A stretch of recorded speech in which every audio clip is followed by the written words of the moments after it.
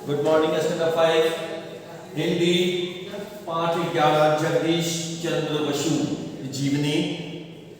लेखक सुखदेव प्रसाद। शिक्षा, इस पाठ से हमें मिलने वाली शिक्षा, हमें पेड़ पौधों के सुख दुख का अनुभव करना चाहिए। इससे पहले वीडियो में हमने आपको बताया था कि क्योंकि पेड़ पौधे में भी जान होते हैं, इसे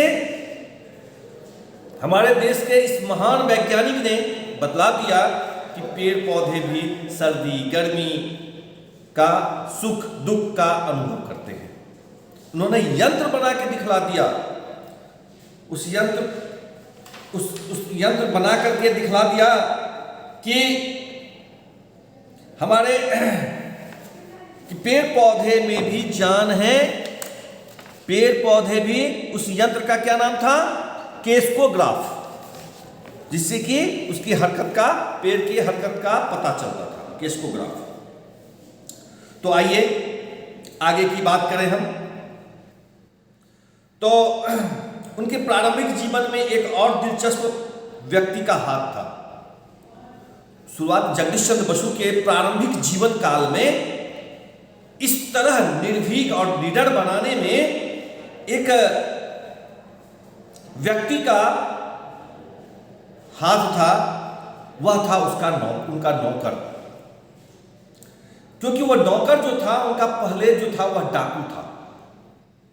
उनके पिता ने, क्योंकि वह डिप्टी मजिस्ट्रेट थे, उनके पिता ने उन्हें जेल भिजवाया था, उस डाकू को। और जब वह जेल से निकला तब जगदीश चंद्र जी के पिता ने उसे अपने घर पर में नौकर के रूप में रख लिया, क्योंकि वह अब तब तक वह एक अच्छा इंसान बन चुका था। अब जेल से वापस आने के बाद यहां उन्हें नौकर के रूप में रख लिया। बाद में उसका जीवन सुधर गया, धीरे धीरे वह आदमी अच्छा हो गया, बुरा से अच्छा बन गया। वही नौकर जगदीश चंद्र को स्कूल ले जाता था। प्रतिदिन स्कूल पहुंचाना ले आना उस नौकर का काम था। वह अपने डाकू जी और स्कूल के जाने के क्रम में, आने के क्रम में प्रतिदिन जगदीश चंद्र जी को रोमांच भरी अपनी कहानियां सुनाया करता था। डाकू के जीवन की रोमांच भरी कहानियां सुनाया करता था, साहसिक कहानियां सुनाया करता था, रोमांच भरी साहसिक कहानियां। इससे बसु इतने साहसी बन गए। 9 वर्ष की उम्र में जगदीश चंद्र घर छोड़कर आगे पढ़ाई के लिए कलकत्ता गए। अब क्योंकि आगे पढ़ाई करने के लिए उन्हें कलकत्ता जाना पड़ा, जहां उस कलकत्ता में उनका कोई दोस्त नहीं था। अतः उन्होंने दोस्त किसे बनाया? तो क्योंकि पढ़ाई लिखाई के अलावा जीवन में भी और कुछ है जो अपने दोस्त से अपने आप को मन लगाने के लिए दोस्त बनाने पड़ते हैं। तो उससे दोस्त किसे बनाया? वह मेढकों को, मछलियों को, गिलहरियों को विषहीन, जिसके अंदर विष न हो, जहर न हो, विषहीन सांपों से मन बहलाते थे। यह सब उनका दोस्त था। खेलने के क्रम में किसी से दोस्ती नहीं थी दूसरे से, इन्हीं से सबसे दोस्ती थी। और पौधों को उखाड़कर उनकी जड़ें देखते थे। पौधों को उखाड़ लेते थे, छोटे छोटे पौधों को, उसकी जड़ देखते थे कि ये कैसा जड़ है, कैसे ये पेड़ बड़े होते हैं। तो ये इनका मछली, मेढक, गिलहरी, सांप, विषहीन सांप और पेड़ पौधे इनके दोस्त थे। तमाम फूल फल उगाते थे, फूल के पौधे भी लगाते थे, फल के भी पौधे लगाते थे। सेंट जेवियर्स कॉलेज कलकत्ता से उन्होंने स्नातक की उपाधि प्राप्त की। स्नातक यानी ग्रेजुएशन की उपाधि प्राप्त की, वे ग्रेजुएट बने। चिकित्सा विज्ञान यानी डॉक्टर बनने के लिए, चिकित्सा विज्ञान यानी डॉक्टर की पढ़ाई के लिए वे लंदन गए। डॉक्टर बनना था उन्हें, आदमी का इलाज करने के लिए। लेकिन स्वास्थ्य खराब होने की वजह से डॉक्टर बनने का विचार छोड़कर, क्योंकि उनका स्वास्थ्य अत्यधिक खराब रहने लगा, तबीयत उनकी खराब रहने लगी, तो क्या हुआ? तो उन्होंने डॉक्टर बनने का विचार छोड़ दिया। और उन्होंने सन 1884 ईस्वी में कैम्ब्रिज विश्वविद्यालय के क्राइस्ट चर्च कॉलेज से बीएससी किया।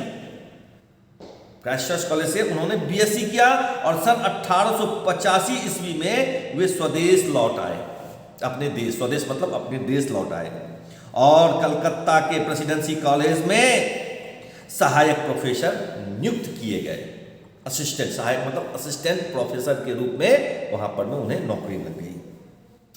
पहले उन्होंने बेतार के तार पर महत्वपूर्ण कार्य किया, बेतार के तार को बनाया, प्रयोग की, सारी दुनिया में चर्चा हुई उनकी, ये बेतार के तार का केंद्र जब उन्होंने बनाया।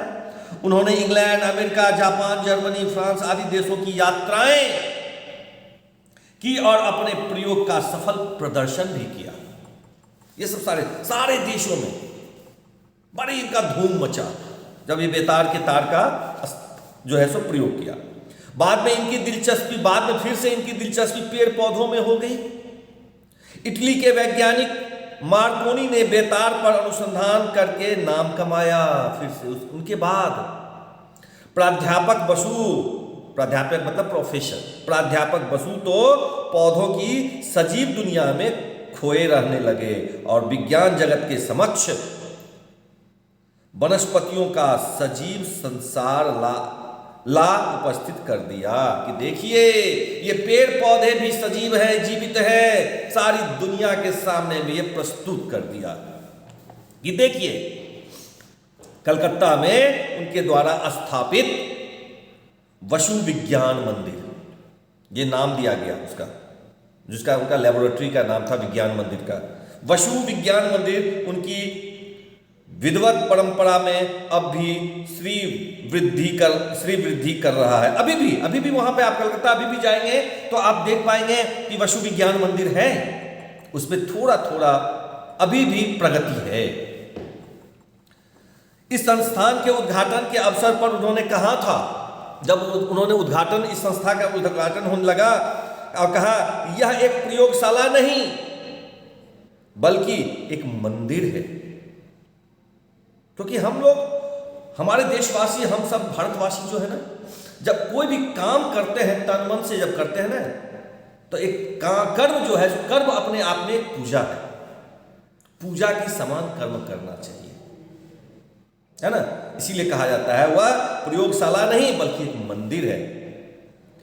और वास्तव में अपने मंदिर में पुजारी की भांति जीवन के अंतिम दिनों तक वे पूजा ही करते रहे, यानी जब तक वे जीवित रहे अपने देश के लिए, अपने उस मंदिर के लिए, उस वसु प्रयोगशाला के लिए, उस वसु विज्ञान मंदिर के लिए, जब तक वे अंतिम सांस तक वे कार्य करते रहे।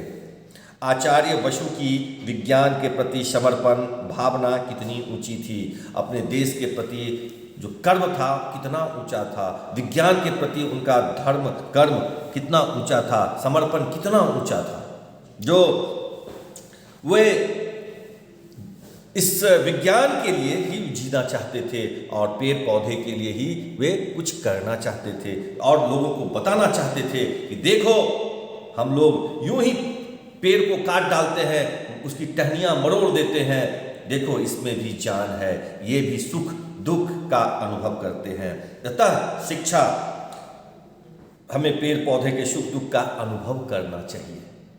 जिस तरह से हमें हमारे अंदर भावना होती है उसके अंदर भी भावना होती है। धन्यवाद।